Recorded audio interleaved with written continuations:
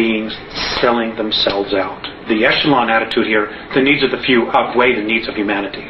And sorry, that just isn't right. We've really been sold out. But there are forces within our government, like what Kennedy tried to do, that just flat out want to destroy the United States because we're too good, because we have too much. Instead of raising the consciousness, they would rather just destroy the United States, or destroy our standard of living so that we're comparable to everybody else. So now everywhere is a third world nation. And that's exactly what they're doing. And they're doing it for power, for greed. We're selling out our own. Do you know much about the New World Order? Do you know that they're building concentration camps to put millions of people in? Do you know that the United Nations has got 300,000 troops in the United States right now that they're going to use to confiscate weapons? And they're sending our active military troops out of the United States so they won't be here when this happens? Are you aware that that's going on? Do you know that just off the coast just south of the border in Veracruz, there are 300 tons of Soviet military equipment ready to invade? I mean, this is that there are states actually wanting to secede from the Union. Yes, there are 9 different regions. The United States has already been designated to be split up. They're getting ready to totally dismantle the United States of America. And the only real part of the United States of America, and I get so angry with this, is Washington, D.C., 68 square miles. That's really all that is the United States. We are in the Republic of Arizona. People in California are in the Republic of California. It is those separate republics that make up a United States. Washington, D.C. has totally manipulated everything. We're no longer the United States, what the forefathers founded. It isn't that at all. And in 1992,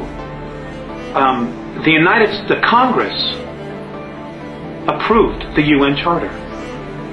Well, what people aren't aware of, because it wasn't printed in the press, in the newspapers, in our controlled media, is that because it's a treaty, it supersedes the Constitution of the United States. The UN Charter is now the law of the land, not the Constitution anymore. And in the UN Treaty, Articles 55 and 56, look it up, folks, prove me wrong, state that the United States Congress no longer has to abide by the U.S. Constitution.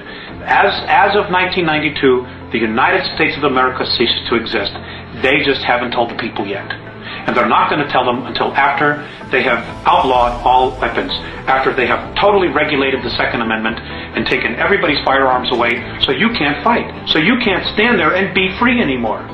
This is all part of the plan. In a specific way, please describe in detail what the Road Club is and who comprises it, and offer some specific examples of how they're controlling the rest of us.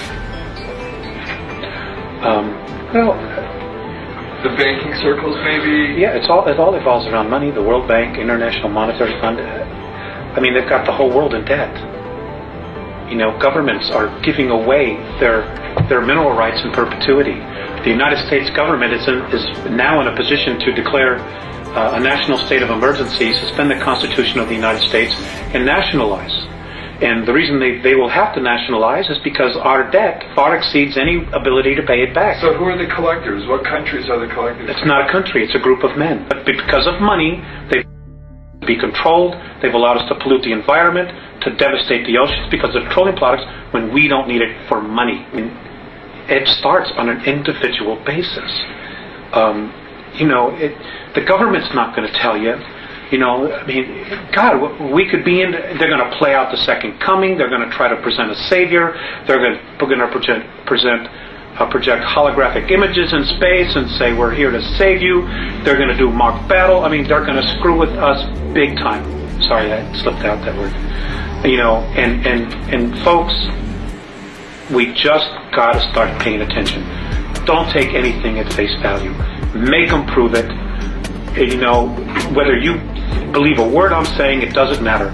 If somebody tells you that this is truth, make them prove it. If it's real, it'll stand up to scrutiny. If it isn't, it won't. Because the truth can always stand on its own. It doesn't need help and it doesn't need lies to stand up.